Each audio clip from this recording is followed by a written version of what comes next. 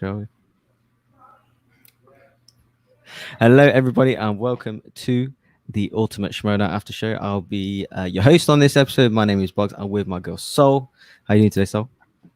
Doing good. Babysitting my niece today, but I have her with my parents at the moment, so that way I could be on the show with wonderful Boggs. Yes. A few housekeeping things up front. Obviously, our main host, John Barr, is not here today. He's on some family duties, as is Colin Morris. He's also on his anniversary this weekend, so they're on some other duties. We also have our normal producers. Well, we do have two producers for this show. One, of course, everyone in the Outlaw Nation here knows Sean. He's working today. We do have another producer. People in the Outlaw Nation will know him, but maybe people who watch the show might not. Anyone else? His name is Mike Shea. Mike, if you want to come on in, say hi to people. Good to be here. I've kind of been the silent, not always very present partner on the show. Boggs, we started this thing over a year ago. Yeah. Just the four of us, you, me, John, and Colin, and it's come a long way since then. But yeah, Sean's back on the grind, back at the job, and so I'm fortunate enough that I have some downtime on Saturdays that I can finally get back to actually doing something because you guys have been holding down the fort so well. There are times I feel like why am I here? They're doing so well, but so I get to be back in because here now. We love you. You're here because we love you. And I love you guys too. You guys are the best. I'm so proud. No, we miss you, man. Obviously, you were here probably every show up until we moved over to Rogue's channel, so you're an integral part of the show. So it's good to have you back full time. It's good to be back, and I'm still the guy that makes the YouTube thumbnails. So. But this is great.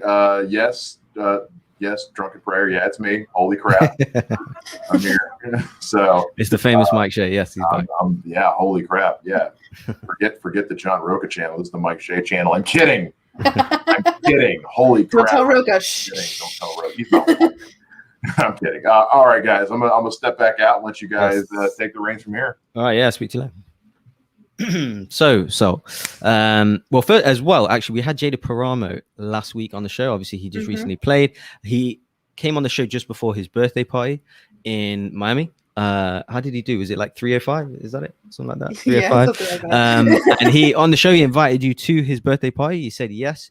You went to his birthday party. Yes, How did it go?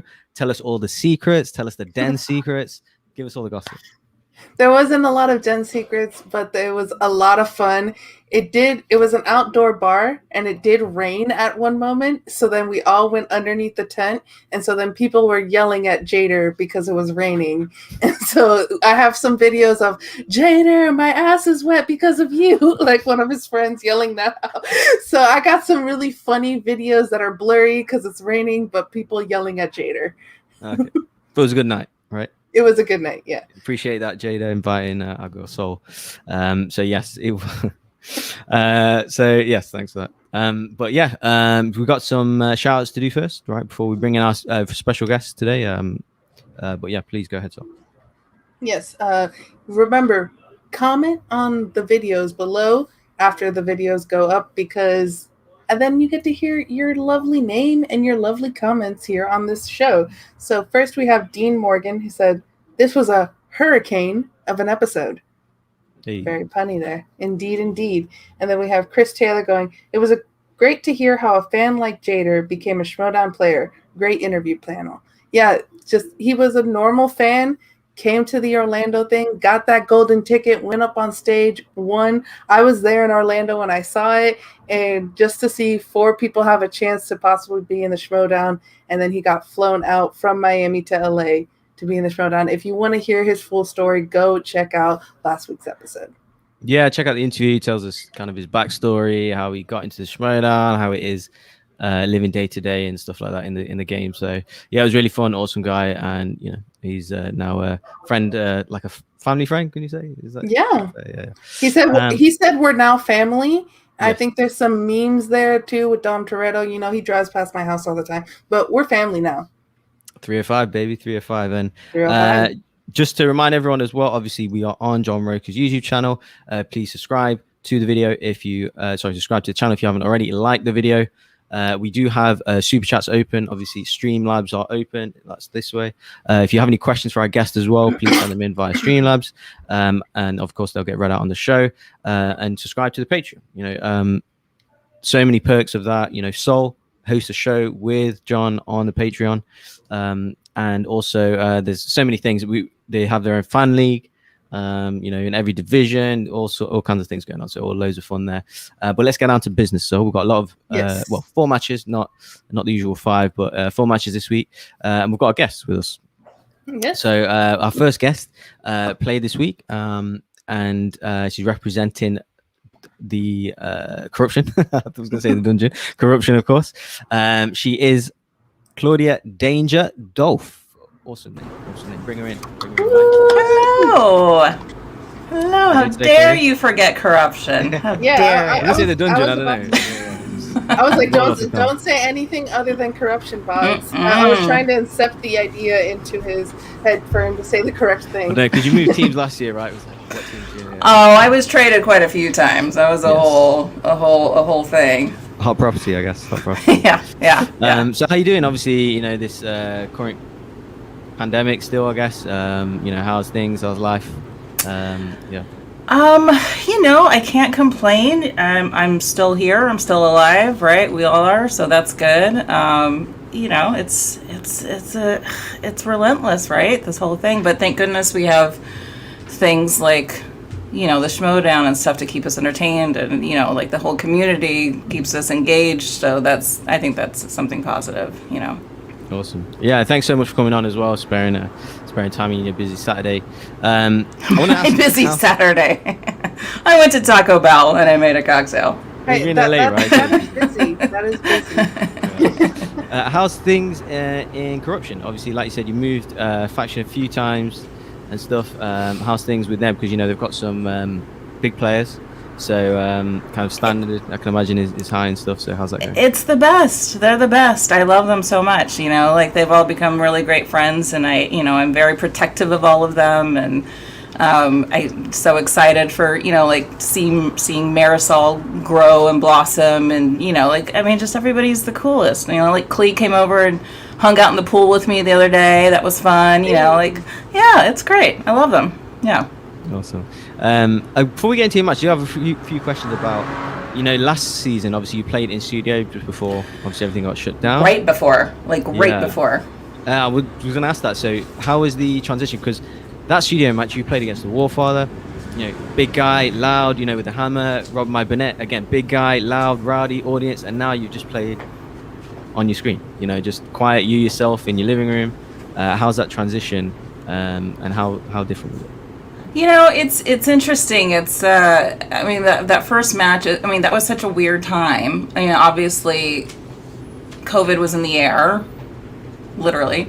We were just, not knowing what was going on. We shot that match right before everything shut down. I was also really sick that day. I had a really random ear infection that I got.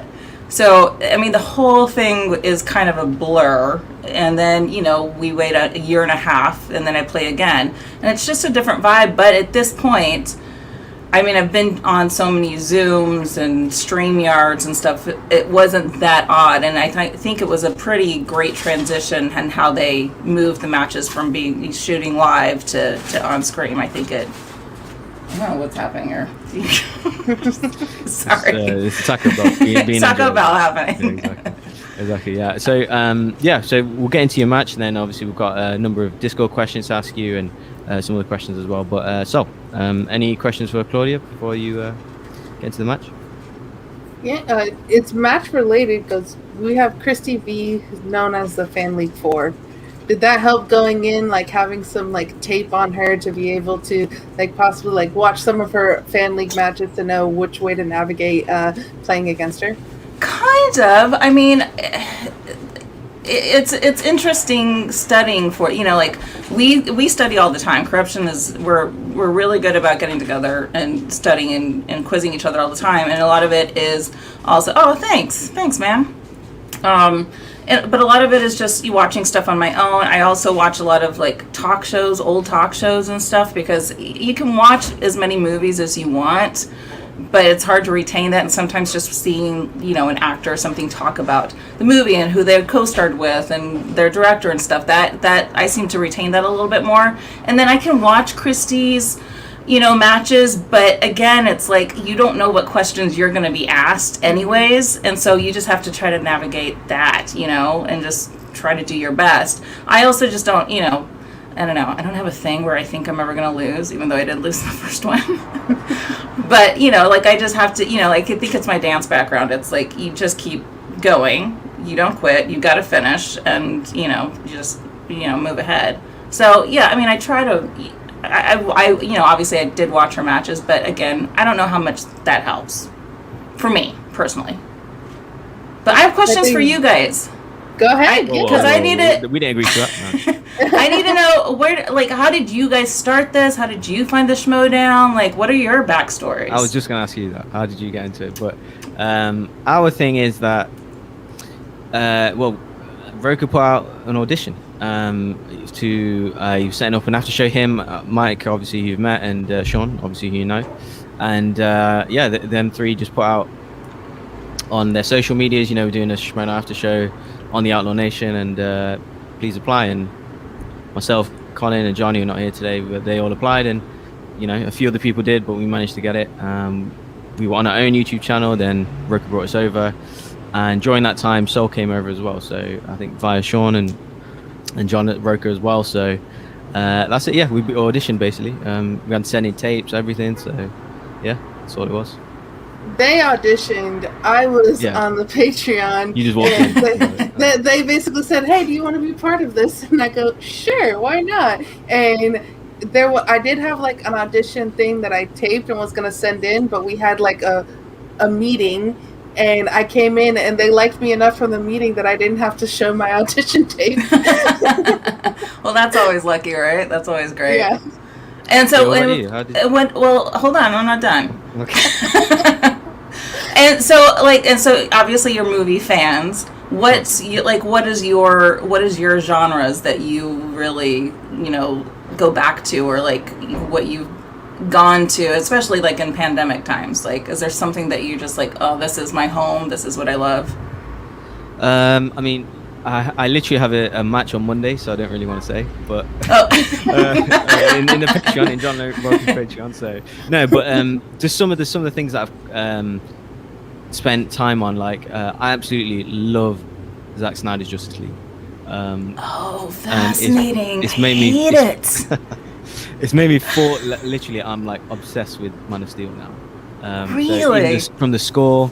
From just the subtle things that they do with the characters, and it's just my kind of thing. Yeah, so God, you gotta talk me into that. Yeah, there's that. He actually got me to watch Man of Steel because I hadn't seen it yet. I walked out of it. Oh, Man of Steel. Oh, I didn't like it first time I watched it. It's just on the review since like Justice League. I don't know. It just does something to me.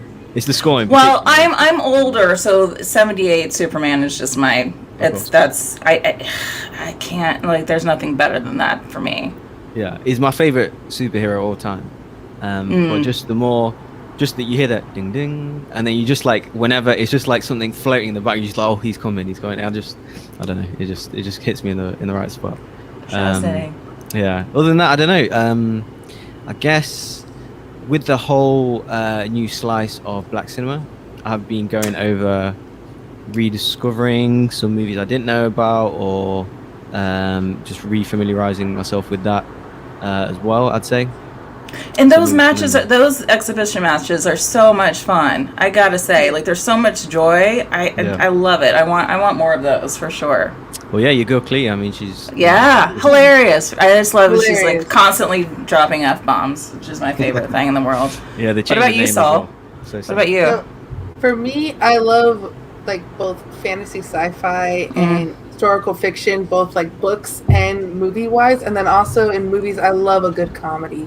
Yeah. I can watch. So two of my favorite movies, I have like My Cousin Vinny and My Big Fat Greek Wedding. I love both of those movies.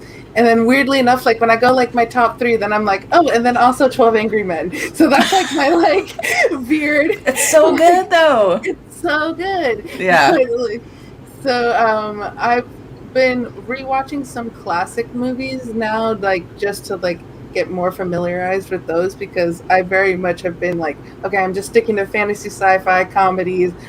So I'm educating myself more on older movies. There's so many great classic comedies, though. Yeah. I mean, like, just go down the line of Spencer Tracy and Katharine Hepburn, like those movies. I mean, anything Katharine Hepburn, Bringing Up Baby, like, I mean, come on. Great.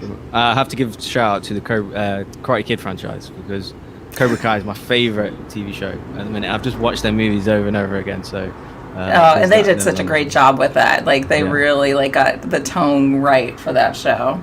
Exactly. I mean, like Battlestar Galactica for me, like talking about sci-fi fantasy, like that's something. And Star Trek: Next Generation, like those are my like go-to. Just like I just want to sit on the couch, have some wine, and just like Have you watched Picard? Oh yeah. Okay. Yes. Okay. Please. I'm so excited for Q. Yes. Oh my god. Oh my god. Oh my god. I can't even. Like my parents are huge nerds in that genre, and that was our sort of like our family time. Every Wednesday we would watch Quantum Leap and then Star Trek Next Generation after we came home from our ballet classes. And so like it's just ugh. And then I was working, in restaurants a few years ago or whatever, and the cast, they still get together and like have dinners together, and they would come in to my restaurant, and I would just try like anything to like get near, be like, oh my god, there's Jonathan Frakes. Yeah. Tell me, make it so. Just yeah. Yeah. But how did you get into the Schmoedown as well? Well, I have a improv and sketch background. So back in the day, I was part of this company called Acme Comedy Theater out here in LA, and while I was doing that, Christian and Ken, those guys were doing stand-up at this place called Room 5. It was the restaurant right next door, and that's how we kind of met. And so I knew Christian from a long time ago when he started like the movie review thing with Mark, and so I've just kind of been a fan and supported all these years. And then we talked a few years ago about me getting into it and starting to compete, and I was supposed to, and then my aunt Sarah Dell passed away, and I had to bow out, and then the next year was the crazy weird pre-COVID match with Warfather. Yeah, so that's how I got into it. Awesome. And sorry to hear about your aunt, by the way.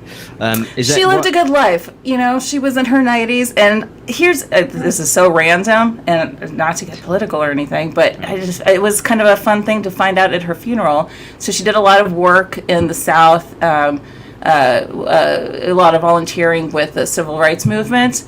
And I guess they were going to give her some big award because she lived in Alabama. They were going to give her some big award for her work. But George Wallace was going to give it to her, and she declined because she did not appreciate the man. And I was like, that's my girl. That's my aunt. So anyways, there's some history for you guys. What movies did you, over the pandemic, warm to, or certain categories, without giving too much away? Again, it's like... I tend to at the beginning of it I was like, I'm going to use this time to watch stuff that I haven't seen. Mm-hmm. But I didn't. I mean, obviously when certain things came out, Bill and Ted Face the Music, stuff like that, when those came out, obviously I watched them, but I was going back to classics and stuff that I'd seen already, just because it's comfort. I always go back to Clueless. One of my favorites is, I know people give me shit for this, but I love Showgirls. It's in my top 5. I own it. I mean, I've seen it so many times. I just love, I love the dancing in it. It's cheesy. It's over the top. So things like that, that just bring me joy. Hey, there's plenty of people who champion Showgirls. I am Daniel Radford championing a bunch. I am a huge fan of it. And some of those people, they're dancing in that, were my teachers when I first moved out to LA, so it's that was kind of fun too. Oh my God, I can't believe, So did you only do ballet, or was there other forms of dance that you studied? Primarily ballet growing up, and then obviously you have to like you move out here and just to work you need to like expand your horizons. But obviously I've done a lot of musical theater.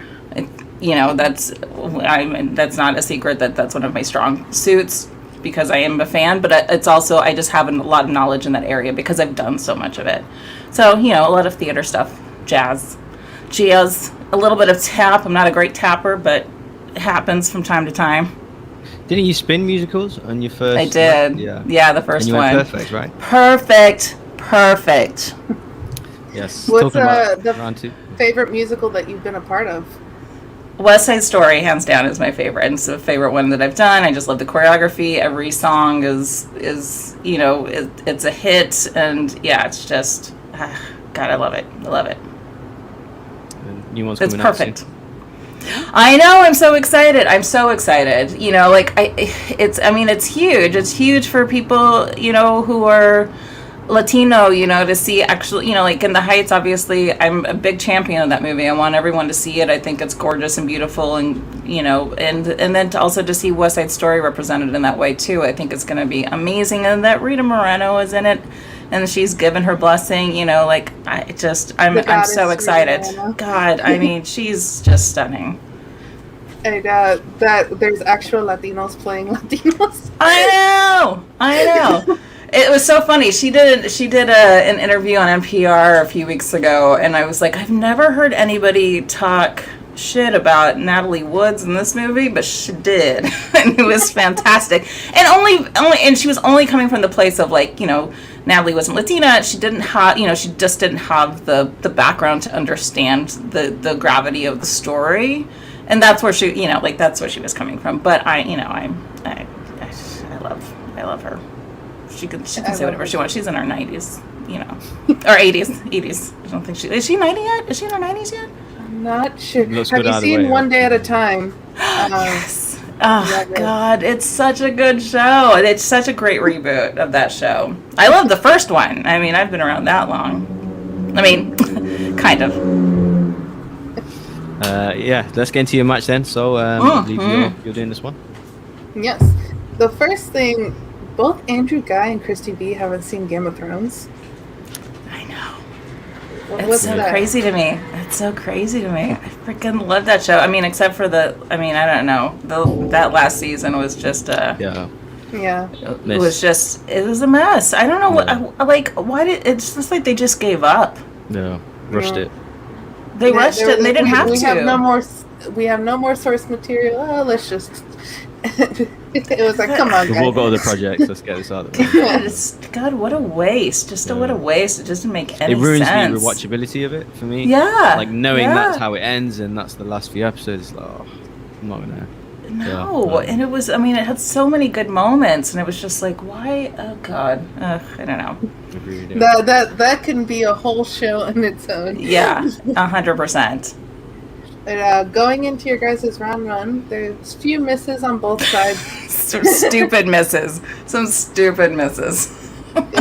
both missing Godzilla vs.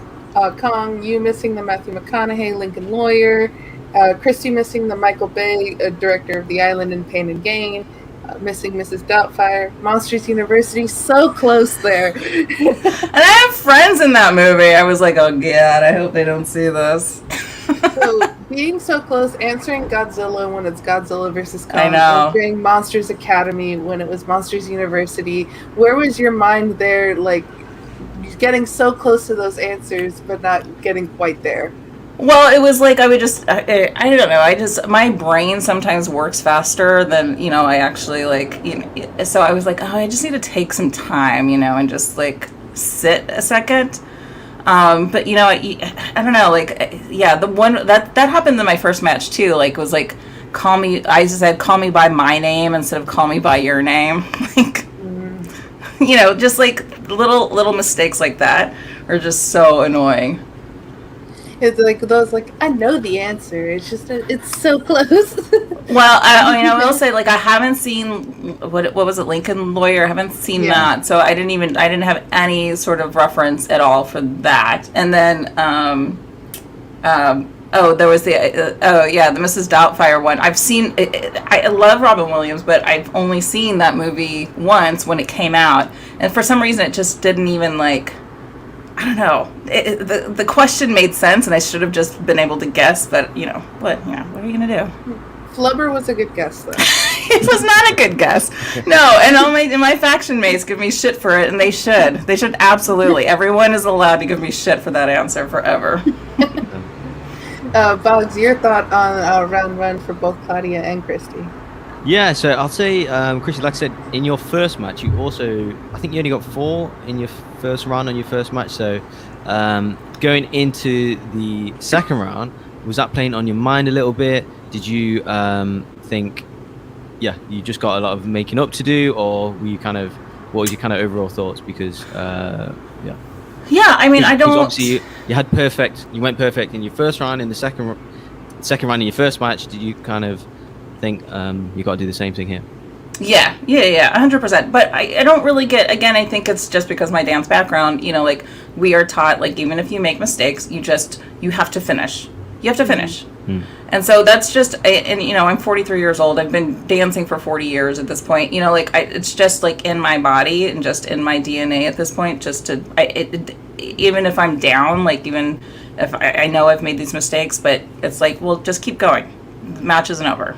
It's not over till it's over. So, I don't necessarily get flustered or anything like that. I just have to, do my best as best I can. So. I lucked out with the my round 2 spin. So. Sure. And then going into round 2, we have Christy Vee, spins away from disaster films, but then gets it, does pretty well on it, drops a multiple choice 2 times for the Kit Harington Pompeii one, and that's when we find out that they haven't watched Game of Thrones. Shame. Gotta just ring the shame bell. Who hasn't? I know. Oh my god, that's hilarious. Yeah, how do you not watch Game of Thrones? Oh. And then, God, Team Lannister all the way. That's me. Yeah, I guess so. I am. I love them. And then we have Shannon come in, do such a great pep talk for you, and that's one thing that I've noticed with So Shannon great. is she knows how each of her players, what they need for each round, and it felt like what she said there like really got you in gear for round 2. So what's it like having Shannon as a manager and having a pep talk like that for round 2? Well, she's great. I mean, she's so great at communicating from the get-go. Like I'm so happy that I landed on Corruption because I mean, I have really no reference outside of like the couple of interactions I had with the other factions that I was in talks with, but she's always engaged, and she's always present, she's always there for everybody, and that was such a fun, I was like, that was such a surprise. I was like, oh, I love the marking, I love the dance, like the dance references. I was like, oh, that makes me happy, so yeah, she's great, she's one of the best, And she won that award for a reason. yeah and she's a fellow Texan, so Yeah. You, Winston, and then you have Shannon. Is Shannon also a Cowboys fan? Because I know Winston is. I know for sure. I don't know if Shannon is. I don't know if she is, actually. We actually haven't had that discussion. I know Marisol is a Philadelphia Eagles fan, which is... I love Marisol, but... Isn't Chance from Texas? Yeah. But he lives in Arizona. Yeah. Oh, okay. But he has some Texas roots or whatever. Yeah. I got confused. Sorry. Yeah. What's on the same thing? It's okay. You're from England. It's fine. Yeah, exactly. But you end up spinning Paul Newman, and you were answering so quick. On the only one that you had to go to multiple choices was the Torn Curtain, who directed that. Which was so funny because I just talked about that movie the night before, and I was like, it was like, for some reason I had David Lynch in my head for a second, and I was like, it's not Lynch, but I went with multiple choice just to confirm. But yeah. Definitely a smart use there of the multiple choice. Boggs, your thoughts on both of these ladies' rounds 2s? Yeah, so first of all, like you said, Shannon just managed the heck out of the situation. Like, love the passion.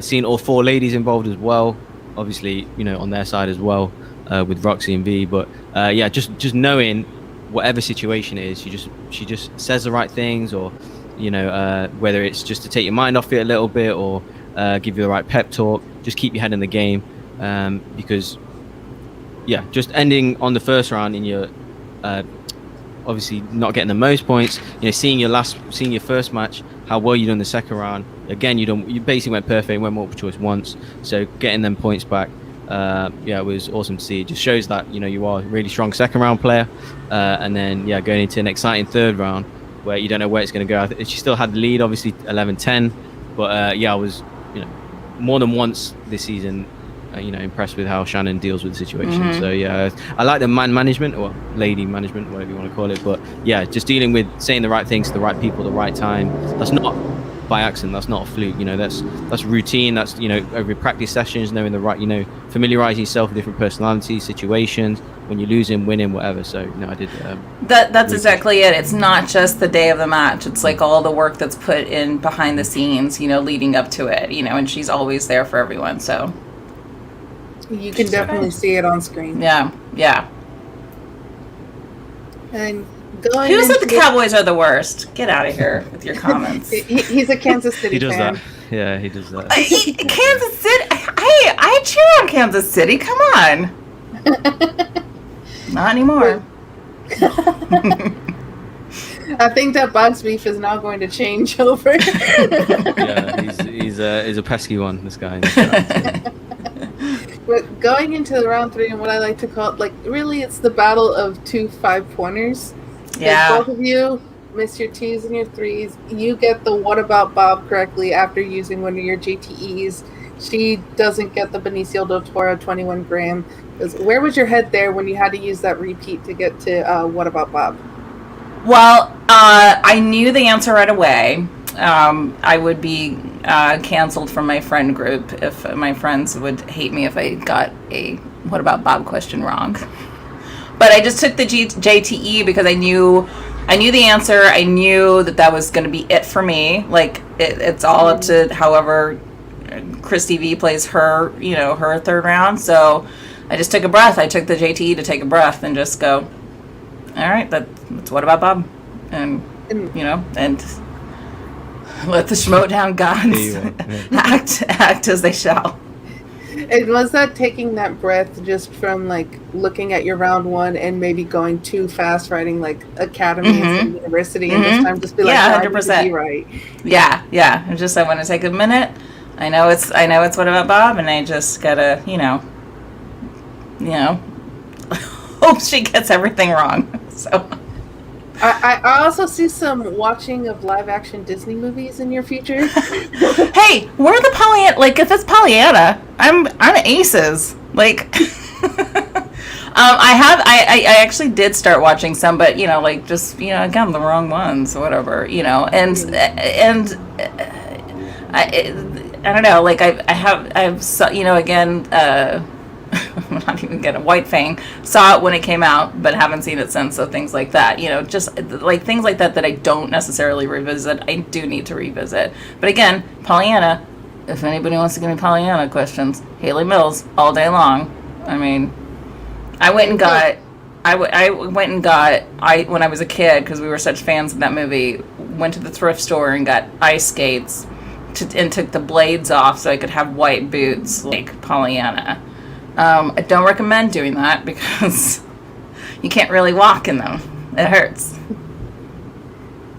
I'm just imagining that. I'm like that. I know how it feels walking in them to the ice rink. Yeah. I can just imagine walking around. Let's go find yourself some white boots. You don't need the ice skate. Yeah. But Boggs, your thought on this match entirely and the round 3, your thoughts? Yeah, of course. What a pull! When you've because again, I watched your first match before watching this match, so you miss your 2, 3, and your 5 in your first match. You miss your 2, 3. I thought, oh no, it's happening. I again. know. She didn't have a great first round. She had a great second round. She's doing the same thing again. No way. Yeah. What about Bob at the bleed? Because you just you didn't seem too stressed about it. It was what about Bob? And Yeah, and you got it right. I was shocked. Like, definitely it was a fake out. If it was a fake out, it worked for me. I was shocked. And so yeah, great pull. But was a bit sad to see Chrissy miss a 2, 3, and 5 just from a neutral perspective. We've talked about this, but it's like you get those rounds, and it's like I knew every single one of her third round questions, and you're just sitting there going, "Oh my god, I can't believe this." Because I think it's fair to say she had a bit of a rough go in her first match. She'd lose by TKO, and then she lost by TKO again here, even though she played better this time. So she was a bit of pressure going in naturally. So it was a bit sad to see her miss that. But yeah, to be fair, she played better. So I think that's credit to her there. But yeah, as long as you keep improving, like I mean, was by far not my best, personally, like not the best that I think I can play, but you just have to keep getting better and better, and getting more matches in, I guess, Yeah, well, if you win, you get more matches, right? Right. Hopefully, it'll be a studio match, your next one. So. Yeah, I know. It'd be nice to see. I could play Bucky. And like you said in your post-match interview, you're a Cowboys fan, even if they win sloppily, a win is a win. So what's it like to finally have that win under your belt? Well, great. I always want to win. I don't go into any match going, whatever happens. Like I want to win. So, and also not just for me, for the team. Like I want Corruption to fucking take it all the way again. I want us to be champions. I mean, everybody. I just see how hard everybody works. And the hours that they put in studying, and so I want to uplift the entire group. Absolutely. So I was any questions for Claudia? Obviously send in via Streamlabs. I was going to get some pictures in now, but are you okay to stay to talk through Klee's match? Because obviously she is quite a Corruption girl. She's obviously a friend as well, so we'll do that with you as well, if that's okay. So shout out as well to Gillian, obviously done the post-match. She's on another after show. Just thought I'll give respect Great there job. as well. Yeah, absolutely. It's definitely a natural. Yeah, obviously Klee against Young. Both, nice to see minorities. Two minorities as well, ladies as well, managers as well. So we've had 2 matches in a row, kind of all ladies. I thought it was cool. Second Corruption against Stars match in a row as well. But yeah, going into the match, did you, obviously I know, like you said, Klee's your friend, Corruption girl, but did you kind of watch Britney Young's first match against Chris Jericho? Thoughts going into the match? Yeah. I mean, I obviously am championing Klee all the way. So, I was like, you're supporting your girl, and you're like, you got this. But again, you just don't know what you're going to be asked, and I mean, you guys are going to talk through the match, but if you guys have seen it, like, I mean, Britney had a perfect game. You can't do anything about that, Exactly, and like you said, she gets perfect first round, gets the bonus as well. Klee missed the Anna Kendrick question, and then the King Arthur question with Sean Connery, Clive Owen, Charlie Hunnam as well. So she was down 9-6. So any thoughts on their first round going in? I do really like Britney's just overall vibe as well. I don't know, like she's just so enthusiastic, happy, I guess, performer, being a natural, actress and stuff. She just brings a nice energy and vibe, like, okay, whatever happens. I did really enjoy that. So thoughts, Sol, and any questions for Claudia? Yeah, Britney Young is definitely like, I could say, like, she's like a little sun. Is like just bright and happy, and just like, I want to make everyone around me like as happy as I'm gonna be right now. And so it's always fun to watch matches where you have someone like that, because whether or not they're doing well or not, they're going to have that happiness. And then obviously it showed a kind of a relaxed part for her, so that way she was able to get, as we have Claudia say here, her perfect round there, because she's just like, she's relaxed, she's happy, she's having fun. And I think there is something to say about having fun. And Klee, I can't say anything but nice things about Klee. Like, the pimp, I'm here for her. I love her. Every time I see her on screen, she is absolutely hilarious. And so I was just glad to watch these two ladies just like be rays of sunshine. Basically, it made my day watching them. For sure. I think that's huge. I mean, yeah. Just to say really quickly, I just think it's just so lovely. It's really lovely to see all these women playing. It's lovely to see more women of color playing. I think there's power in numbers. I know, like, some of the girls in the past have gotten a lot of crap online and stuff like that. Like the Rachel Cushings and Roxy and people. And I think that as long as like I'll show up, I'll be here as long as they'll have me. If not for just to play and play well, but just to represent females and a female of color, and just to have the other girls, backs, if because I just think it normalizes seeing these faces, for everyone, and I think that's super important, and I think it's really, I don't know, like I just think that as long as we have like more of us in front of the camera, like the better.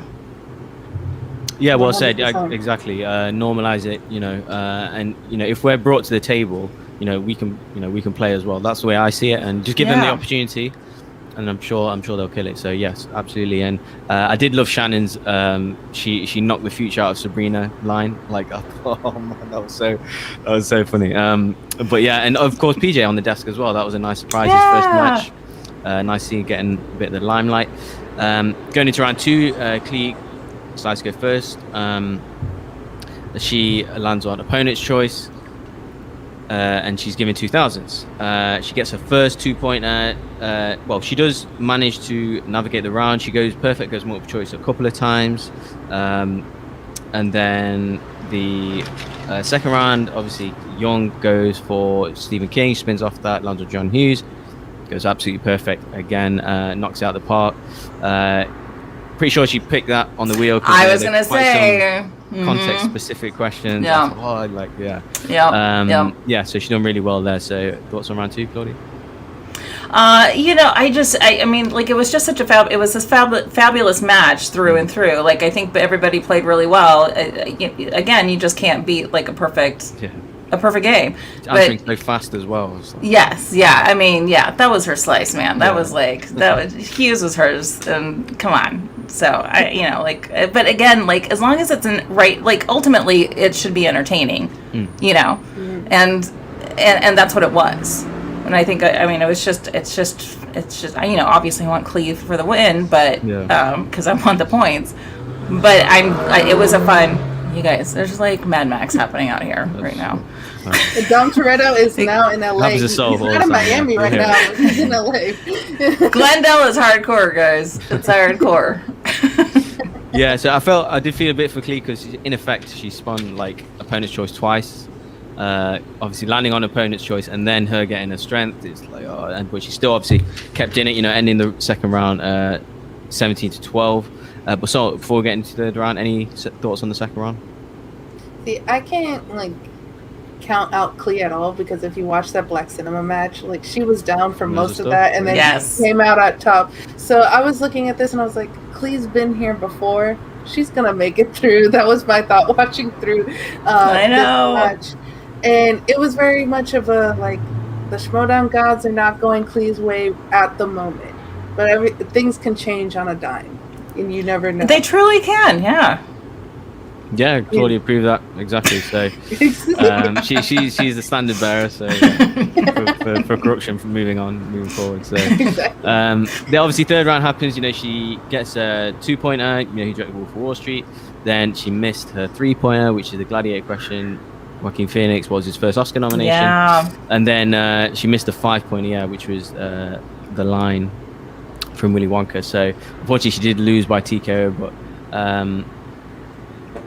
Shannon said again, every dog has its day, I guess, but it was a good day. It was a really, really good day, and it's kind of nice to see the stars kind of get some wins as well, because they have been struggling, haven't had too many matches as of late. So credit where it's due. Like you said, perfect game. But overall thoughts on the match, Claudia? You know, again, I'm just going to keep repeating myself. I just thought it was a fantastic match. It was a fantastic match to watch. It was fantastic to see those girls up there. I mean, I liken it to, you know, the Janine and Marisol match. Like, I love seeing those two ladies up there competing, you know. So the more of that can happen, I'm for it, you know. Obviously, I want the win. But ultimately, for the whole, you know, the whole shebang, the whole Schmoedown, like, I think it's just great to have matches like that happen. So I'll ask both you girls, because some people, probably more guys actually, some have an issue with ladies playing each other because, you know, there are a limited amount of just ladies in general. What are your thoughts on ladies playing each other and that whole thing of, you know, having just because low number of females in the game and then having them play each other? Do you think there's any kind of issue with that at all, or is there any thoughts on that generally, Claudia? Or I don't know, what are the issues? I don't know, maybe I'm just not just that because there is such I think something like a third of the players are ladies, so having them play each other, it just narrows the number of ladies moving forward in terms of, you know, wins or positive records. Got it. I mean, I don't know. I mean, we just got to get more ladies in here, you know. Like, ultimately, right? Yeah.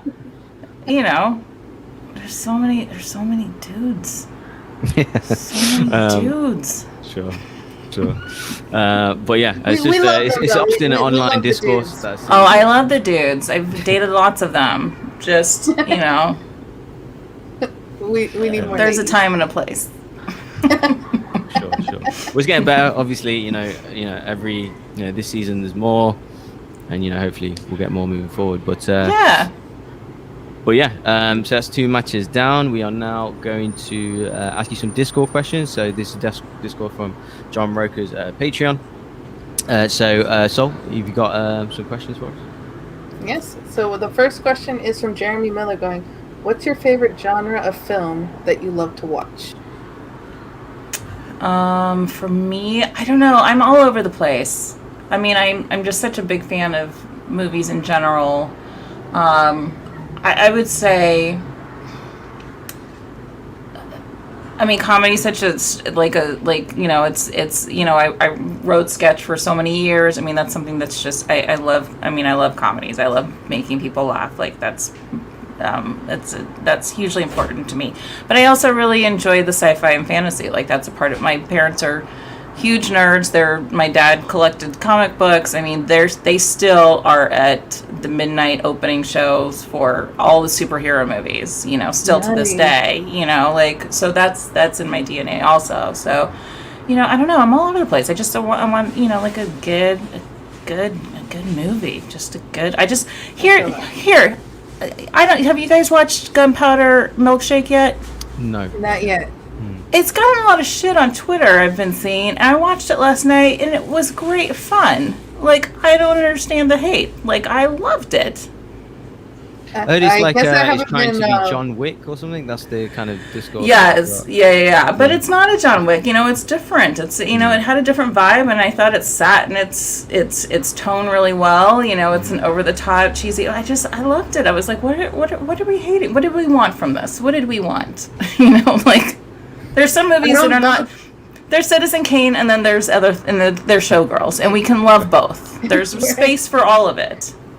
I don't go on Twitter too much, so God, basically I didn't see any of that discourse against it. So I just many know that reviews. I really want to watch it. Also, I'm a big Doctor Who fan, and I saw so many reviews saying that Karen Gillan cannot carry a movie after, and I was like, first of all, have you seen Oculus? She carried that movie. She was one of the best companions on Doctor Who ever. Like, Amy Pond's one of my favorites. Like, come on, what are you talking about? Or just her as Nebula too. Like, yes, Jumanji. Yes, Jumanji. I mean, come on. You mentioned your parents there. Have they seen any of the Disney Plus series? I don't know if they're watching the Disney Plus series. I don't know if they are. I should actually, maybe I should talk to my parents every once in a while. No, I don't know. I don't know if they have, actually. I mean, goodness gracious. WandaVision, just the finale of that, just wrecked me. So good. Such a good job. And I haven't finished Loki though. I'm still a couple of episodes behind. So. Yeah, the last episode's a lot. It's a lot. Yeah. I hear. Have they seen your Schmoedown matches? I think they're aware. I think they're limited in their capabilities of navigating YouTube. So if I send it to them, they'll probably watch it. But then they'd probably be really embarrassed for some of my answers. My dad would probably be like, "Why did you? I did not raise you this way." Just like show them like another match for like self. I'll edit it. Yeah, no chronic on the phone. Be like, look, I went perfect. Oh yeah, after the musical theater one, like my one of my best friends and my business partner, I was like texting her. I was like, I got perfect round musical movies. She's like, yeah, I hope so. So what? You hear these children? It sounds like Mad Max, and then we're also sacrificing children out here. We're screaming. I don't know what's happening. We're used to hearing random noises, especially for me. It's surprisingly quiet. Sirens. Yeah. Shots going on in the background. Yeah, all sorts. But then we have now from Gift Taylor. He's asking, "What's your favorite movie experience?" Oh, that's a good question. I mean, I think there's been a couple, like when they re-release. Okay, I have three that come to mind. So, '89 Batman was a big family affair for us. So that is very memorable for me. Like, we stood in line as a family, got tickets, like the whole thing. And, it was like, oh my God, Jack Nicholson's the Joker? Like, this is the perfect, what are we talking about here? This is perfect. And then also when they did the re-release in the 90s of the Star Wars with the added footage, which ultimately, I don't know about that, but that was still a fun experience of like standing in line and, like there were like questions being asked, like trivia stuff, like while you were waiting. And then some people, I know that Quentin Tarantino's very polarizing to some people, but the Hateful Eight experience I thought was fantastic. It was cool to like have a program that they gave you before you went into the movie. I love that there was an overture to the sound, the soundtrack, the score or whatever. Like it just seemed like an experience again, like an old school, like when you went and saw Oklahoma, you guys were around then. But there's an overture, and there's it's a whole thing. There's an entr'acte, and it's stuff like that I love. It's like when you watch Sound of Music and there's the intermission before, and I was like, movies need to bring this back because I need to go pee. The intermission. Did you guys ever see the Kenneth Branagh Hamlet when that was in theaters? That was like the full play. I mean, they shot it's a movie. Kate Winslet's in it also, but it's like a 4-hour movie. So there was an intermission, and it was a huge another huge event. What about you, Sol? People were running to the bathroom. Yes. Do you have one, Sol? I guess probably waiting in line to watch the last Harry Potter film, with my friends, at midnight. That's probably because that's a big one, because those books were pretty much a lot of my childhood.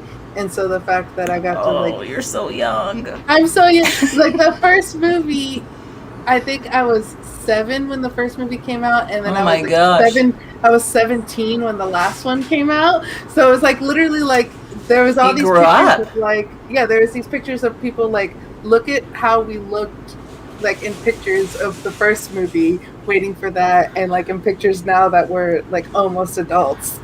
And so it was that. Wow. Probably it.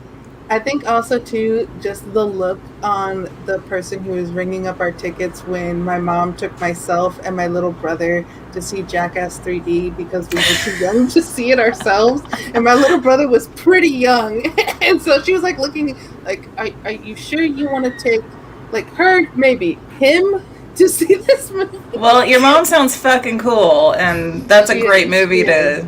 That's a great movie to. That's such a fun movie. Definitely.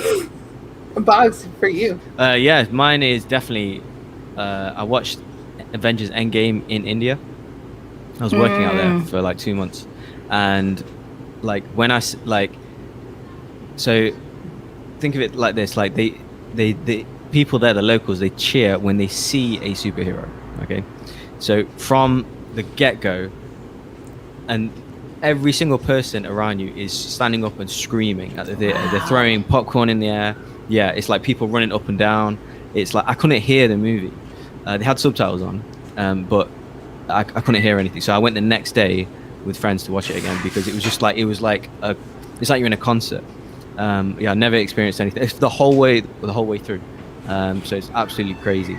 Definitely awesome experience. I was speaking to Chandru about it when he was first on the show, and yeah, he's like, it's always like that. But I didn't know. That was my first experience, and it was like it was like a rock concert. That is awesome. And there's people like they like shake the back of your chairs. Like there's families of like old ladies, women, everything. It's the kids. It's absolutely unreal. But yeah, it's definitely a unique experience. But I was like hating it and loving it at the same time, because I wanted to see what happened. Like I was watching it, but I couldn't hear anything. So because everyone was just going crazy, so watched it the next day. So, but yeah, that was my once off. That is so cool when you experience stuff like that. Like I've grown up in the ballet world. I've seen, a million ballets or whatever. And then a few years ago, I got to go to Cuba and I saw my favorite ballet, which is Giselle. I saw that there, and it's a different experience. It's very visceral and very primal for other audiences. And I just hadn't experienced that in another country before, because, there were like audible gasping, like at certain spots, and like cheering. And I was like, what is happening? Like we're so like, if we go see a ballet out here, everybody's very quiet and it's like, lovely, like it's, but like, you're in Cuba and they're just like, like obviously Giselle hasn't, she's not really dying, but people. It's like We're they're passionate. Yes, it's wonderful. It was wonderful. It was just awesome. It was just like, I loved it so much. Hey, just come to Miami. You'll get that same experience. Because we're mostly Cuban here, so you'll get going to the movies and be like, we can't be quiet. Like we're excited. No, I'm Mexican. It's the same. It's they're loud people.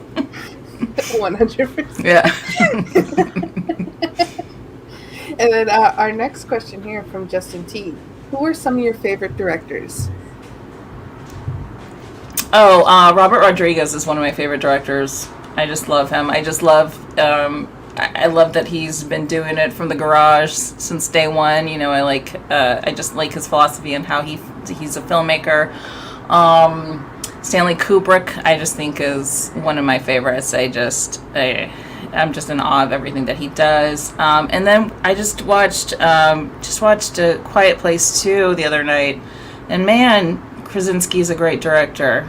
Holy crap. And whoever edited that movie, I gotta look up the editor. Like, amazing. Just amazing. I'm trying to figure out, do I want to see it? Because I don't like scary movies. I get scared very easily. And I really like the first one, but I hear the second one is even scarier. There's just some edits. That's what I'm talking about. Like, there's just some edits that happen that are just so, like, it's so good. It's just so well done. And just, all of it, obviously sound is a big part of it, or the lack of, and how they use that. And what's the little girl's name that's in that? She's so good. Holy crap. I gotta look. I can't remember off the top of my head, but yeah, that was great. All right. Maybe I'll go and get scared, but maybe I'll go and experience that. And our last question here from Drunken Prayer going, I saw on Twitter you're hyped for the new Candyman. Are you a big fan of the original as well? And if so, what do you think makes it so special? I am a big fan of it. And it still holds up. I've watched it a handful of times over the past few years, and I don't know. There's just, it holds up really well. I think that I wish. I'm of two thoughts at this point, just because we're so far into the pandemic. I kind of wish that they had released the new one, on a streaming service, like some of the other movies, just because it would have been nice to I think it would have been very, I don't know.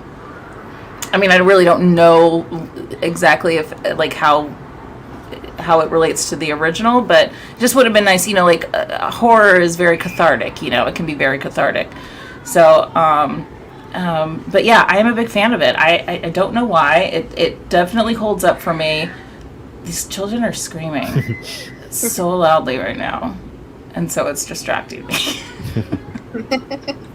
I don't know, but I mean, are you guys fans, or have you? I mean, if you're into that genre, I mean, have you seen the original Candyman? I mean, Tony Todd is so good, and then Virginia Madsen. Like, there's something that's, I don't know. It's just very. I don't know what is. I'll think of the word. Yeah, I haven't seen it, to be honest. I was. Yeah, right. Yeah. I'm not the biggest horror fan. No. Really? No. Oh God, I love Classics, it. yeah, like of course the Exorcist, the Thing. Exorcist. What else? The Shining, obviously, but not Shining's one of my favorites. so much Absolutely. Candyman. No, never saw that. Wasn't allowed to as a kid, so I was stuck with that. That's so funny. I mean, I wasn't allowed to see a whole lot of things, and I think I have such a weird, random knowledge of movies just because my parents were very conservative Christian Southern people, and so yeah, I have a weird, weird knowledge of things. It happens. A lot of pop culture stuff I had to like study as an adult just to like relate to people. I'm like, what is this Punky Brewster that you guys speak of? And I did lie. There is an extra question here. It's from Malcolm. He goes, did you get to dance as much during the last year in the pandemic? I know some creatives felt stifled during that period. No, I didn't, and it's yeah. It was very stifling. Absolutely, that's correct. It was, and it was kind of heartbreaking. The dance studio, because I still go to, like when we were able to, I was still going to class, to keep in shape. It's like, and it's also just good for my soul. Like, it's the thing that I love the most, and that studio ended up shutting down because of the pandemic, and it's just not the same. Like, the teachers were teaching on Instagram and Zooms and stuff, but it's not the same when you're, you don't have the space in your house, and it's very stifling. It's very hard, and it's kind of still in a process of like, well, what happens now? Like, I'm already older. I already have issues with injuries and stuff. Like, how's my body going to adapt? Am I going to be able to do this anymore, even for pleasure? Yeah, I mean, yeah, it's a whole thing. Yeah, it's tough. It's tough. And I know for a lot of athletes too, just having that downtime, it's trying back into that like fighting shape. It's really, really hard. Yeah. I mean, hopefully, we'll see what happens, afterwards, like when there are already spaces opening up a little bit, like you still have to wear masks in class and stuff like that. But yeah, I don't know. It's weird. It's definitely something that's on my mind a lot, for sure. Hopefully that you'll get to dance at an open studio and just keep going forward and doing what you love. So I'm sending that positive energy your way. Thank you. All right, and do we have any patrons to come in? Oh. Yeah, I believe so. We have got a stream live from Drunken Prayer. He says, the Ultimate Schmoedown Aftershow is the highlight of the weekend. Welcome, Claudia. Apologies in advance for innate and random questions that are incoming. Speaking of Drunken Prayer, we're about to bring him right now, so he can ask you that innate question. Oh shit! Sorry. Drunken Prayer. Webcam was completely out of position there. No worries, man. How you doing? Not bad, man. Nice to meet you again. Claudia, lovely to meet you. Hi, nice to meet you. Where are you from? Scotland. Oh, where in Scotland? Just outside of Glasgow. Oh, nice. So, I'm kind of worried. I thought you and me might have been the same person until you mentioned that strict Baptist upbringing. I was like, oh good, my parents aren't religious, so we're not the same person. That's good. Yeah, very Southern Baptist. Yeah, all the movie taste and everything. I was like, I'm worried that this might be the same person. Maybe we're the same age. That's a possibility. We have a shared experience. Gentleman never asked a lady her age. I'm 43. I don't give a shit. No, that's okay then. I'm 38, so that's fine. Oh, I'm much older. Nah, not that much. Not much older. I can't remember what the question I had was there. But talking about Candyman, yeah, Tony Todd in that role. It's great. Perfect. I mean, Tony Todd in anything. Star Trek, come on. Oh, actually, that was my question that I remembered there. Oh. speaking of Tony Todd, so like Tony Todd's like kind of not a B-list actor, but he's in a lot of things. Who's one of your favorite actors like that, in that kind of style, or in that kind of place? A B actor that you feel like you see them in everything, but you don't think ever gets enough love. Oh, that's a good question. I don't know. I mean, like back in the day, Dan Hedaya, right? Like he was in everything. So he's for reference. For reference, he's Cher's father in Clueless. That guy. That guy. Right. Yeah. Who's in everything, right? Yeah, he's one. I mean, he was just in so much, and I've often wondered, like, where is he? Where has he gone? I don't know. I'd have to think about that for a second. Hell yeah, Dan Hedaya. There's so many actors out there that you're like, you don't know their names, but you see them in everything. And you're like, that face. I know that face. He should be recognized. I should know their name, but I don't. But I see their face everywhere. Yeah. For years, for me, that was Oliver Platt, because we always went, who's that guy in like Placid? And we went, oh, Oliver Platt. Yeah, that guy. And he's so good in everything. He's great in Chef. I love that movie too. Oh, brilliant film. Chef is yeah. so good. God, just the food. Oof. Mm. And John Favreau as well, brilliant. How John Favreau started out with Swingers, get to direct, basically kicked off the Marvel Universe. Yeah.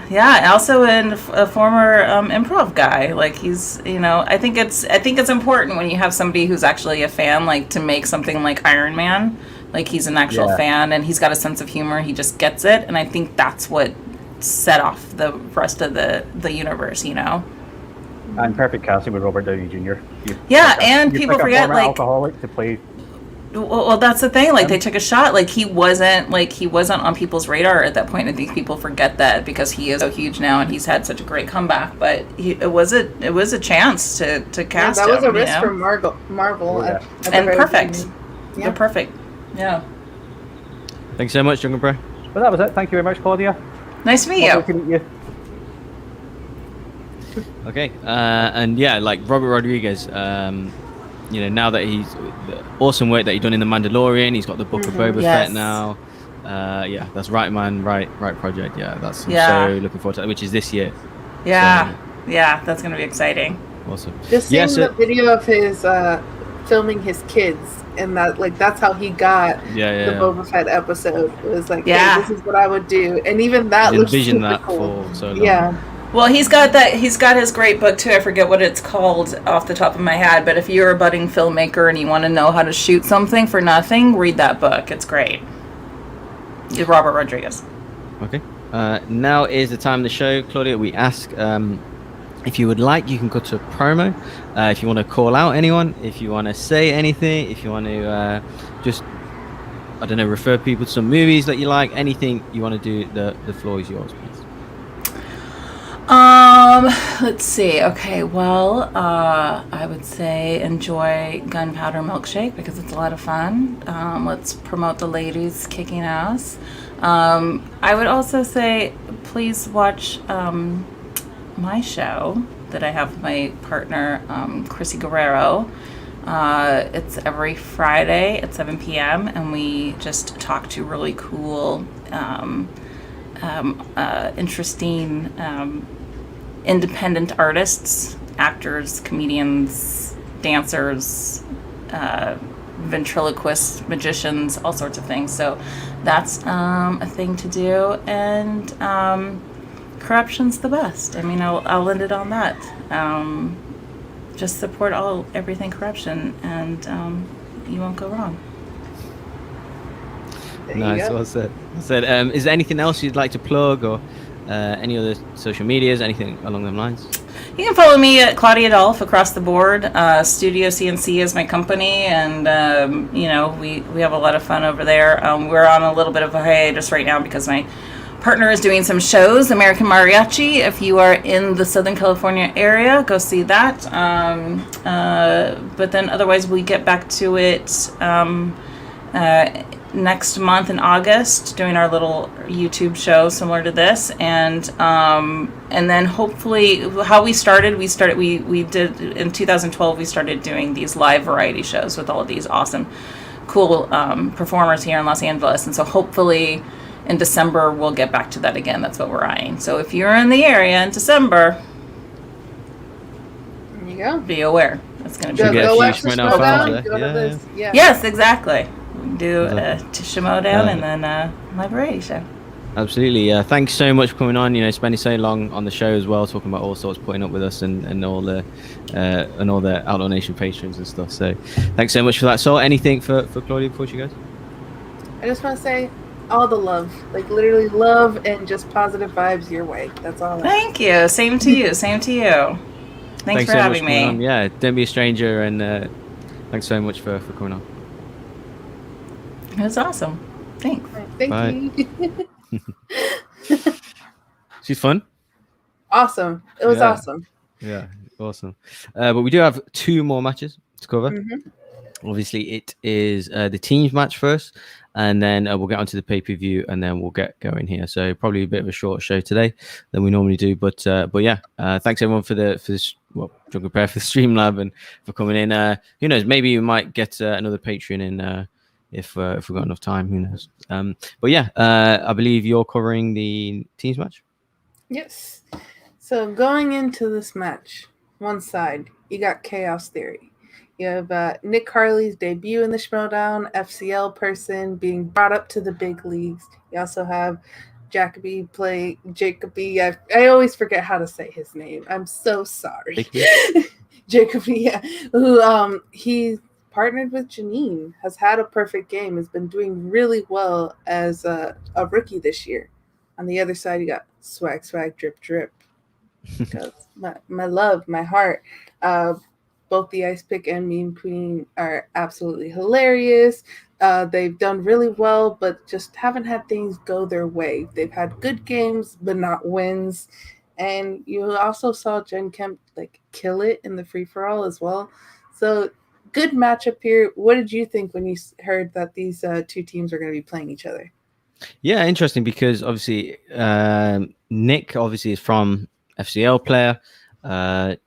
I'm not gonna lie, I haven't seen too much of the FCL, so I haven't seen his matches, but I did see some of his antics, I guess, or some of his character work on, I think, Twitter and stuff. So he was definitely a heel, as far as I'm aware, but he came in almost complete opposite to that. Like a face with Jacoby. I think pretty much he's like I'd say he's a face as well. So that was interesting seeing them 2 together, and seeing what obviously Pop Quiz has got. They're kind of separately, especially Jan Kemp. I've been pretty impressed with her, and Mancuso I quite like as well. So just an interesting matchup of individuals, and but I thought my eyes were on kind of Jacoby mainly because he's how well he played in the free for all, and obviously against in his singles match. So he was the one. I want to see how good he could do in this match because he's the kind of one to beat or one to watch. That's what I thought for Pop Quiz. If you can beat Jacoby, or if you can match him, then we'll see how far it goes. But he was the one that I was looking at, and good match. Good match indeed. And going into round 1, everyone got perfect rounds except for the Ice Pick. Vinny saying no more questions that I don't know the answer to. And I love that back and forth just between him and Mark Ellis goes, oh, that's on us. I'm so sorry. The 2 times that he got an answer wrong, he missed the RoboCop and the Anne Hathaway. Everyone else goes perfect, gets the bonus. Thoughts on that round 1? Yeah, so no surprise, Jacoby gets the perfect round like he done previously, and against Griffin Newms as well. Obviously, he did lose that, but that's the kind of level Griffin Newms went perfect in that match, right? So that's the level he's playing at. That's how good you have to be. You have to go basically nearly perfect to beat me, kind of thing. So he went perfect, and the new guy, Nick, he's only been in the game for like a month or so. So Chaos Theory, more the stars, almost desperate for points at this point. So putting a newer, FCL player in, I thought was a bit of a gamble, but it definitely paid off. Getting the perfect round really good. A couple of misses from Pop Quiz, but not from Jen, obviously, but from Vinny mainly. But overall, close enough first round. But I was more impressed with Chaos Theory because 2 newer players, they done really well. And we ended that round 1 15-18 in favor of Chaos Theory. And going in, you have Chaos Theory deciding to spin first. They spin away from Hitchcock. They get DreamWorks. How'd you feel? They spin away from your guy. Like, what was your thought process there when they're like, nope, no Hitchcock? Yeah, exactly. Hitchcock's one of my favorites, but no, it's it's whatever that is in there. They've gambled on getting a strength, and it seemingly they did. I think Jacoby's landed on DreamWorks previously, so I knew something good was coming. And that apart from obviously the miss that they had, which I was quite shocked with, but it was between Trolls 1, Trolls 2, whatever. So it was unlucky, I'd say. But I was a bit gutted that they spun off Hitchcock. We've asked Roka way too many Trolls World Tour questions, and I knew immediately. I was like, "Oh, that's Trolls World Tour. That's the one that just recently came out." So it was a little surprising the miss there. Pop Quiz does steal that, and then they go on. They spin Ed Harris. A lot of Ed Harris hate there. Ice Pick saying, I meant every word, where like Jen Kemp joked when they ended up getting opponent's choice and then getting Ed Harris anyways. I was like, I was just kidding. And Ice Pick was just like, I meant every word. And they do pretty well in Ed Harris. Golden multiple choice twice on Gone Baby Gone. They do miss the Eyes for an Eye, which Chaos Theory does steal. So thoughts on their round 2? Yeah, so obviously they stole, like you said, the Ed DreamWorks question first. So that was good. And Ed Harris, like you said, a bit of heat there because I believe PLD is the flag bearer, this stuff. So they unlucky. If you speak ill against the wheel, it'll come back and bite you, and that's what it's done. And but no, they did really well. They just missed the one multiple choice. Eye for an Eye. I never heard of that movie before, to be honest, not gonna lie. But no, they've obviously kept the lead, kept the 3-point lead because of the steal and stuff like that. So it's still really strong.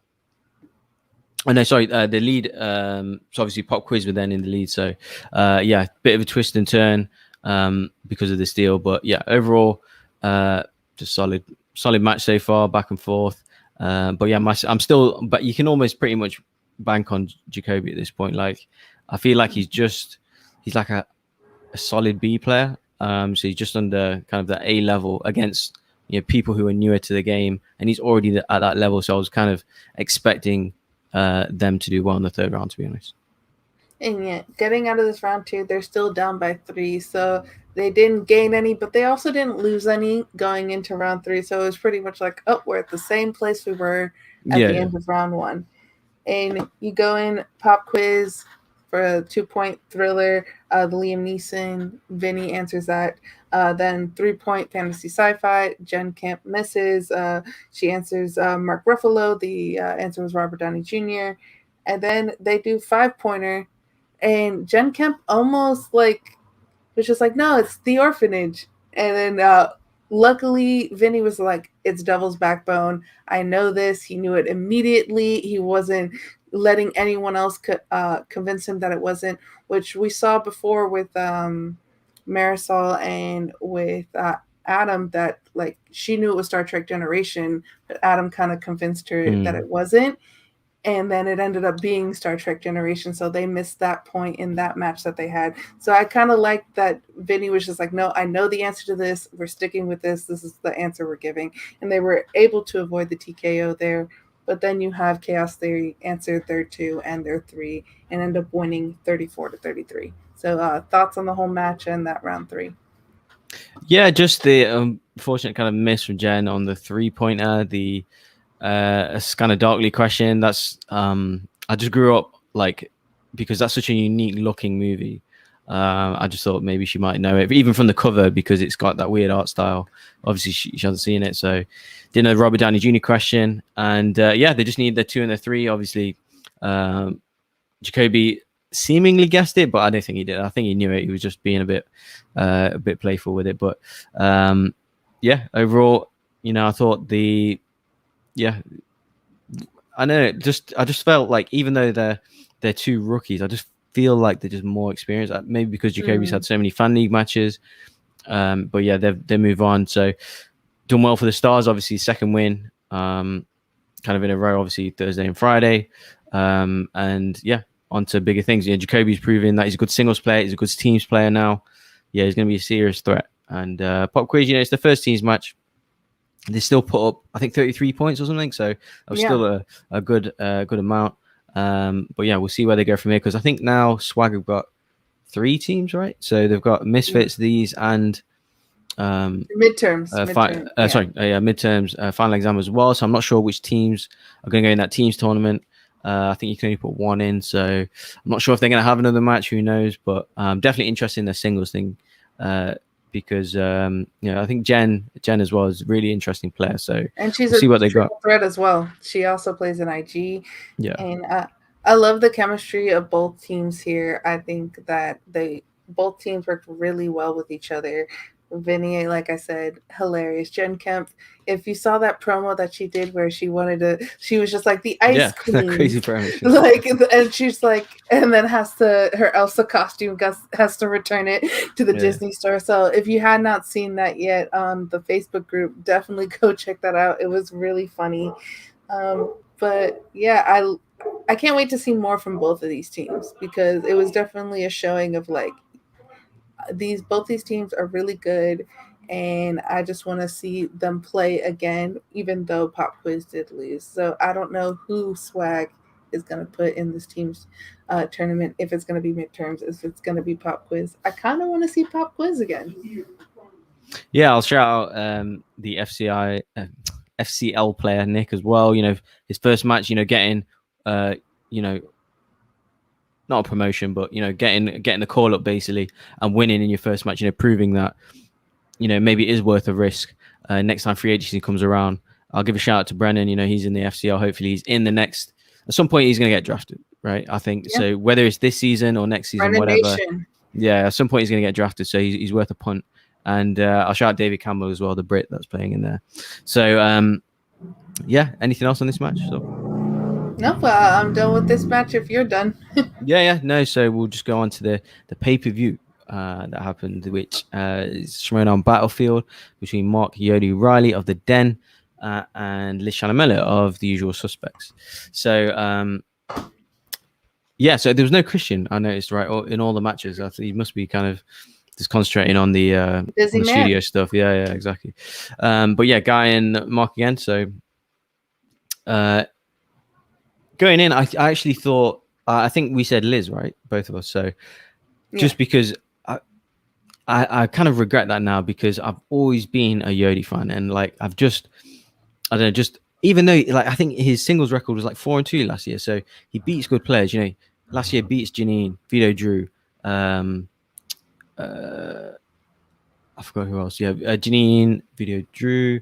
I think he lost to Schneider in the tournament, but Perry Emirath as well. Yeah, so he can get his wins, but he's just like on a certain level. It's just the A players sometimes he can fall short against. But it's just like for some reason I dismissed him, and I kind of regretting it now. But yeah, going into this round, obviously he starts off fantastic, getting a perfect round. And sometimes I just miss that guy, with his energy, and he's just got a certain way, like a throwback way from like season 1, season 2 days, and he's still bringing it now. Definitely good on him. He gets a perfect round, including the bonus. And obviously Liz just missed the one question, which was the Andy Garcia question, Godfather 3, which was like, that was a bit of a, but obviously it's the worst movie in that franchise, but he's like the lead in the movie. Yeah, and he's a lead in the movie, and it was a bit of a gut punch. But overall thoughts on the first round and seeing Yodi get a perfect round.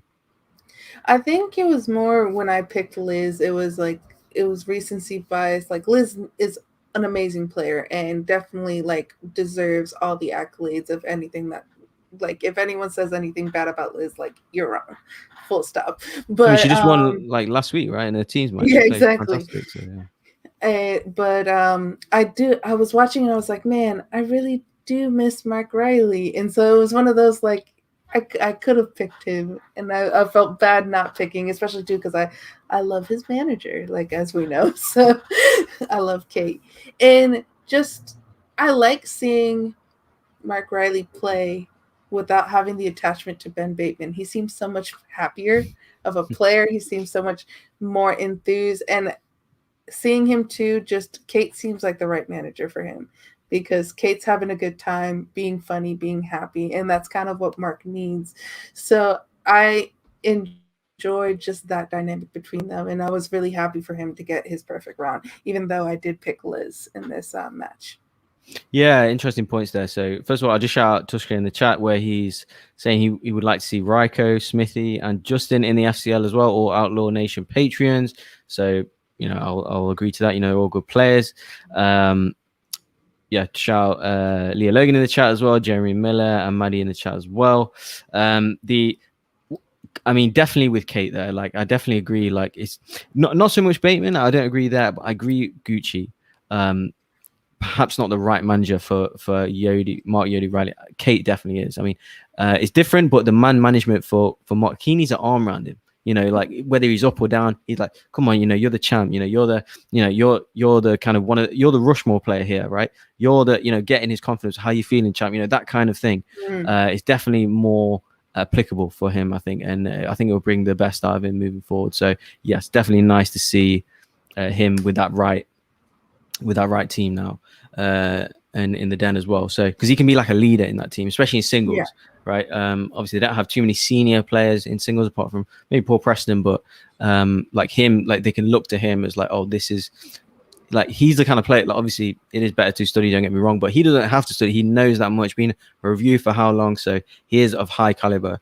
We just want to see him do it more often, basically. So yeah, and then going into round two, obviously Reilly goes first, spins off Sigourney Weaver, lands on Star Trek, and then he does Liz lands on Star Trek. She she put Star Trek on every time, you know, her and her and Ethan knock out the park, you know, gets the perfect round and finishes 15-9. And then obviously Mark goes next, spins off Dance, lands on opponent's choice, hits Dance again. So a bit of a double opponent choice, a bit similar to Klee and Britney Young's match as well, I felt.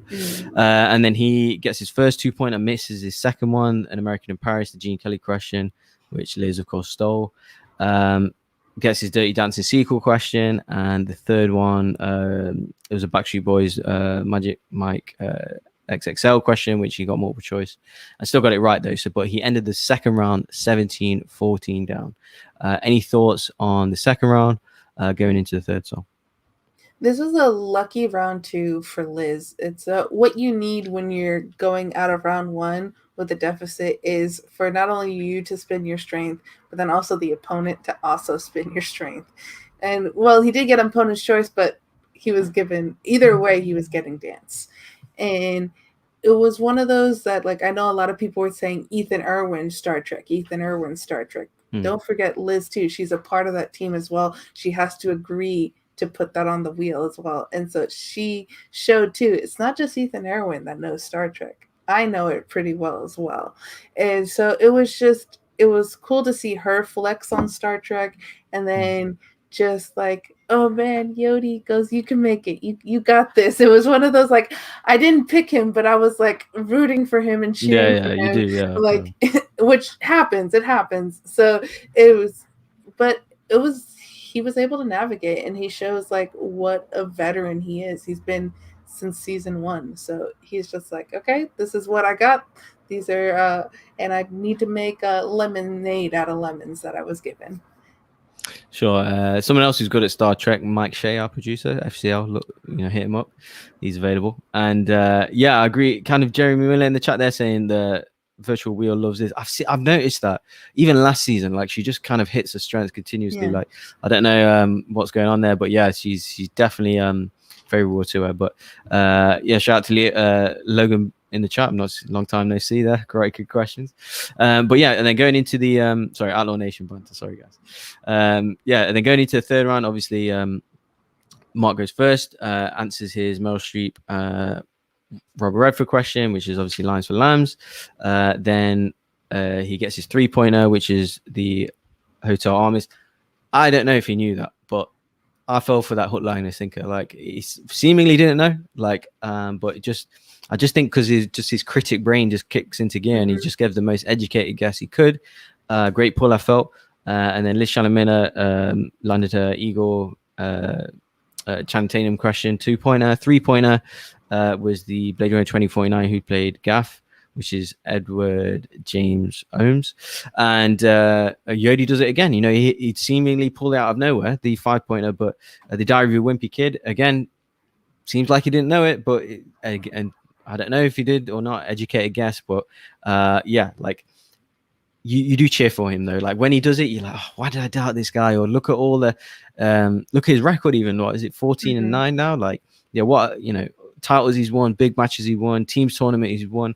Why have I doubted him? Like that's all I was thinking my way through. Like I'm one of them people that doubted you, so good on him. And then Liz, you know, missed her 5-pointer, which is the Kevin Bacon, the very cleverly worded question, which is 2000's biopic, Frost Nixon. Is it a biopic? You know, obviously Kevin Bacon is just probably, I don't know where in the cast list there, but further down, and which is obviously Frost Nixon, which you couldn't pull.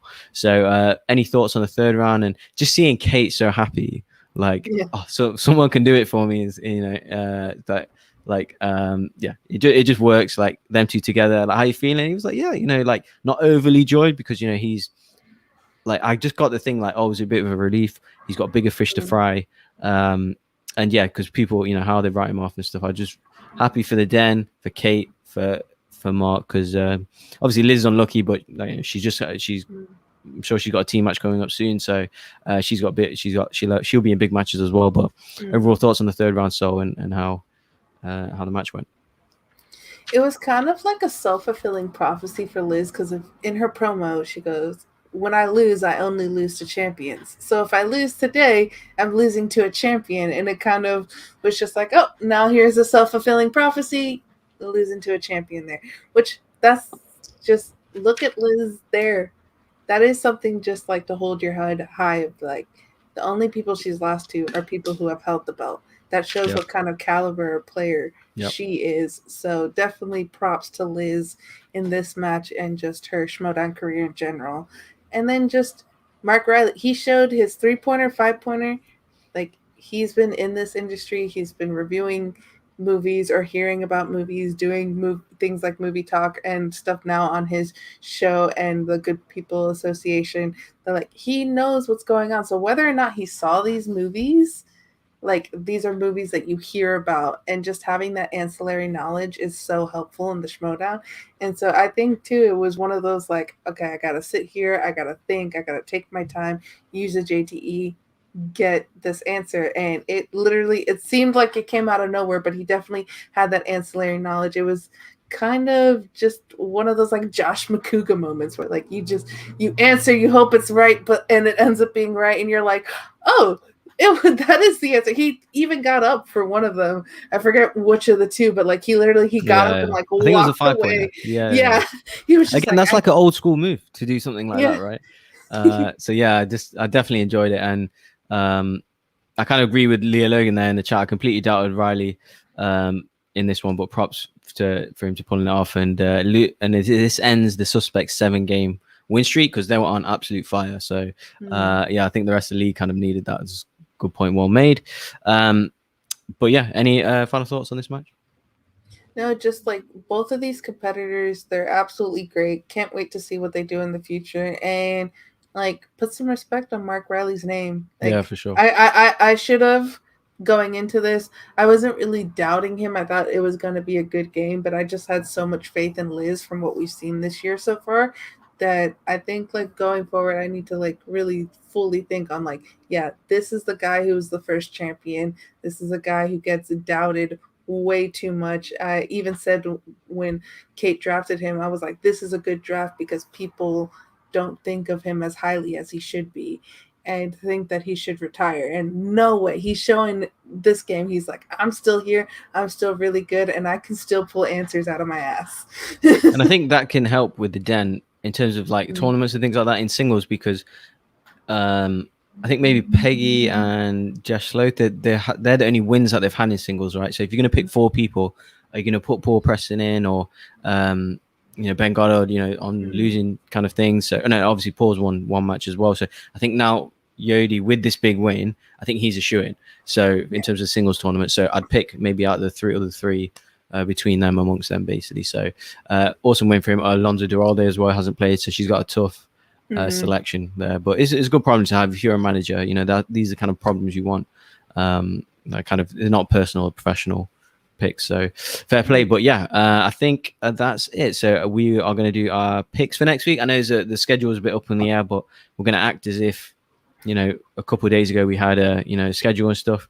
I need to shout out as well, obviously, last weekend England played a European Cup final against Italy, obviously lost on penalties, but it was a really good game, good occasion. I got so many messages from people on social media, just like, how you doing, sorry about the loss, stay safe and all that. So I appreciate everyone for watching. I was completely fine, awesome game, I enjoyed it so much. I just need to give a shout out for that, so thanks everyone for the messages. But yeah, let's do some predictions for next week and last week's results. But we get Mike in. Mike, do you want to come on in? Yeah, let's and he wrote in the document, I'm going to give a little behind the scenes. He said, Mike, 0 points because he sucks. That is incorrect, sir. You haven't done picks before. So here's the thing. I haven't done picks with you guys, but I'm always, picking on my own. I haven't picked the right one this season. No, I am legitimately. I don't believe that. I don't believe that. I'm beside myself with how bad I've done this season. Well, it'd be interesting. You and John Barr. Are you going to say the same thing? Yeah. I was going to say, if John Barr's here, he should just be like, pick opposite of Mike. John's been 0-5 more than once. So if that's going to affect what your picks are for this coming one, maybe now's a good time. We'll see. All right. Well, current standing. So now John Barr can be happy because he's not in last anymore. We have Mike with 0 points, John Barr with 40 points, Colin 41, myself 53, Sean 55, and Boggs still in the lead with 59 points. He widened even more, didn't it? So I don't know what's happening with Sean. He's not paying attention, but it's just cheers for that, Sean. But shout out to Chris Taylor shouting out Basement Lounge. Definitely. Oh man. Yeah. Check out Basement Lounge on YouTube. That's Mike's YouTube channel. But go ahead. So I know, obviously Leah Logan in the chat there saying Paige and Rachel was scheduled. Some of the matches scheduled as well a couple of days ago. I know they've took the schedule down. Christian did say there's going to be fluctuating fixtures, but we're going to pretend as if that's still ongoing and at least make some predictions. Why not? And so to just go with the picks for Rachel Silvestrini versus Paige for Betty, of the people who aren't here, Colin, John, and Sean have all picked Paige. So I'm going to go to Mike. You put it in here, but say it out loud. Who you have your pick? I'm going with Rachel on this one. I think Rachel is a lot fiercer than she gets credit for, and I like Rachel a lot too. So I think she's going to take this one by surprise. And Boggs, who do you think? In a way, I kind of hope Switchblade wins, but I'm going to be objective, and I think Paige is going to win. But I kind of wish Rachel wins. See, I was going to go with Paige, but then I remembered we've had several Den players on here, and they said how much Rachel is giving them questions all the time. Like, she has questions ready. Yeah, she's the person in charge, sending all of that to help study for the Den. So I'm going to believe in the Den this time. I'm joining Mike. Wow. Maybe you'll get your first point. No, don't Mike. do it. Don't do it. No, I'm just... I'm going with the Switchblade. I'm going with Rachel. Nice. All right, and the next one, we have John Hoey versus Nikki DeMolanta. Nikki's debut. I'm so excited. I'm going for Nikki because I love her. I love the channel, her and her husband. Go see, I'm even going to say it that way. Like, Nikki, like, top. I love her. So we're going Nikki DeMolanta here. Then we have Colin and John both went John Hoey, and Sean joining me, picking Nikki DeMolanta. So Boggs, I'm going to go to you first. Who you got? Firstly, I want to shout out Drunken Prayer in the chat saying we'll get the same flight to LA in December, splitting the Airbnb. Well, I don't know if we're allowed, right? Because I think it's red listed and stuff. But I believe if you join the UK, there's like a UK Schmoedown group. I think they do a watch along, like in London somewhere. So join that. Any UK people in the chat. But to that match, yeah, I'll go with Hoey because I do love Nikki though. She's so fun and quirky and stuff. But if she wins, I think that's a massive upset because I was quite impressed with him in his first match against Whiteley. So yeah, I think he can be a contender. So I'm going for Hoey. And then Mike, who you got? I got John Hoey in this one. John's a walking brain for this kind of thing. John is not someone to. I'm probably going to wind up being wrong again, but I'm still going with John on this one. See, the last one, I hope you're right and you get a point. On this one, I hope that you're wrong so I can get a point.